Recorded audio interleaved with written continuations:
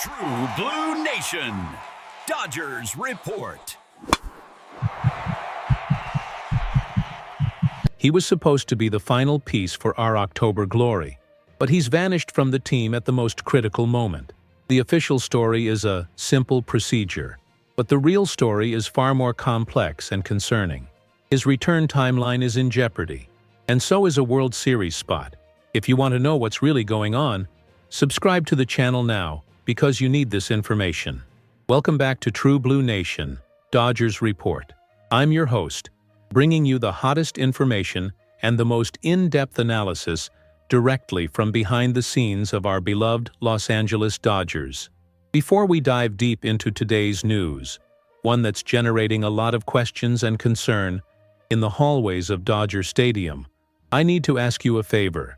If you want to receive exclusive analysis, insights you can't find anywhere else, and the fastest news about our team, please hit that subscribe button right now and turn on notifications. Being part of our community is the best way to ensure you never miss a critical piece of information, especially now, at the height of the postseason. Your subscription helps the channel grow and allows me to continue bringing this detailed content to you. So, if you're a true Dodgers fan, join our nation. Now, let's get to it. Today, we have a critical update on one of the most controversial and expensive pieces of our bullpen, closer Tanner Scott. The question everyone is asking, the one worth $72 million, is, what really happened to him? And more importantly, will we see him on the field again this year if we make it to the World Series? The situation is much more complex than it appears, and I have the details that put everything into perspective. When the front office, led by Andrew Friedman and Brandon Gomes, announced the signing of Tanner Scott to a 4-year $72 million contract last offseason, the logic was undeniable, and the excitement was palpable among us fans. We were bringing in one of the most dominant closers in the league. In 2024, he was simply spectacular. A 1.75 ERA over 72 innings, 22 saves, and his first All-Star appearance. But the numbers that were truly impressive were in the details. His fastball averaged 97 miles per hour, placing him in the 91st percentile of MLB for velocity. And the most stunning stat, the average exit velocity on batted balls against him was just 84 miles per hour, which put him in the 100th percentile in the league. In other words, he wasn't just fast, he was virtually impossible to hit hard. He was the definition of an elite back-end weapon, the piece that, theoretically, would turn our bullpen into an impenetrable fortress. The expectation was that we had finally found the successor to Kenley Jansen, a name to bring peace of mind in the 9th inning.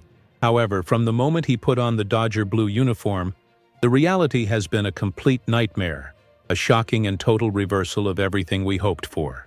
Scott's performance in 2025 has been, to be blunt, one of the biggest disappointments of the season. His ERA ballooned to 4.74 across 61 games, and he became the MLB leader in blown saves with 10 squandered opportunities. That dominant pitcher vanished.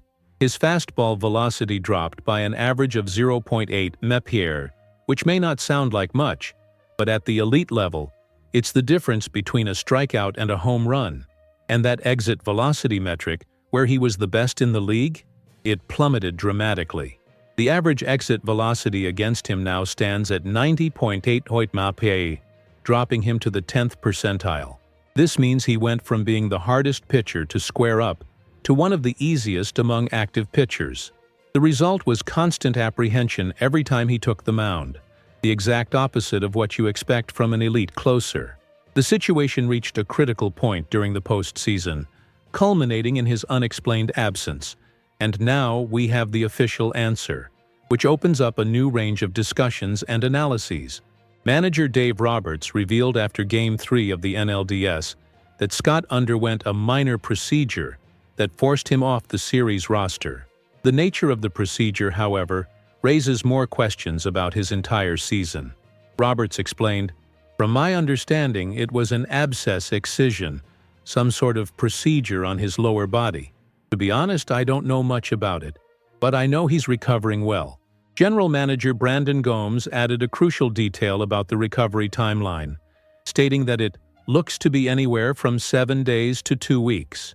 Gomes also revealed that Scott was already feeling discomfort before the procedure became unavoidable, which leads us to connect the dots. This information is critical. An abscess can be extremely painful and can affect the mechanics and performance of an elite athlete. Could this physical issue have been the root cause of his drastic decline in performance throughout the entire season? It's a fair question, and one that shifts the narrative from free agent bust to athlete who was trying to play through a significant injury. The impact of his absence was felt immediately. In Game 3 of the NLDS, many of us questioned why a visibly tired Clayton Kershaw was kept in the game in the 8th inning. The answer is now clear. The bullpen's primary high-leverage lefty, Tanner Scott, was simply unavailable. His absence forced Dave Roberts' hand and exposed a vulnerability in the roster planning for that game. Lefty Justin Wrobleski was called up to take his place on the NLDS roster. But here's the strategic problem. According to MLB rules, a player removed from a series roster due to injury is ineligible for the following series. That means Tanner Scott is officially out for the NLCS. We will not have our left-handed closer, regardless of his form, for the most important battle of the season so far. The only hope, as mentioned by Roberts, is that he could return to the roster for the World Series, should the Dodgers advance. And that possibility creates a massive dilemma for the coaching staff and the front office. Gomes's timeline of 1 to 2 weeks is a tight window. If the recovery takes only a week, he could theoretically be ready. If it takes 2, he could miss the start of the World Series or the entire thing. And even if he's medically cleared, what version of Tanner Scott would we get? A pitcher with no rhythm, coming off a procedure, and a season of terrible results. Putting him into a high-pressure situation in the World Series would be a high-stakes gamble. The Tanner Scott situation is a microcosm of the challenges of building a championship team. What looked like a perfect signing on paper turned into a performance nightmare, now potentially explained by an underlying health issue.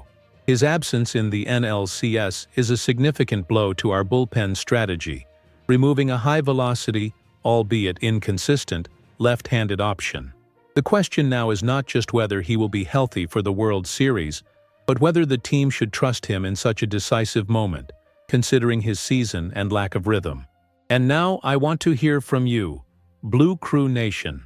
What do you think about this whole situation with Tanner Scott? Do you believe this abscess and discomfort could truly explain the terrible season he had?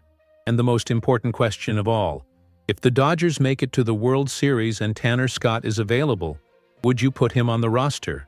Or is the risk just too great? Leave your well-reasoned opinions in the comments below.